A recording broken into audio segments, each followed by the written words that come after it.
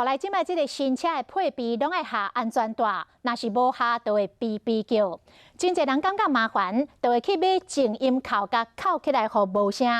但是无下这个安全带是真危险哦，这个车祸致死率提悬22倍。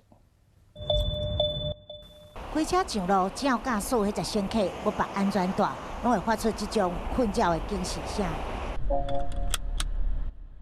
小袂到只要靠这个静音扣，就算无绑安全带，车的警示声就马上消失。其实伫真侪大卖场拢咧卖这种静音扣，有伤酸的特殊造型的百种，甚至保养厂业者讲，使用这种静音扣的民众比例真悬，警方嘛无法处理。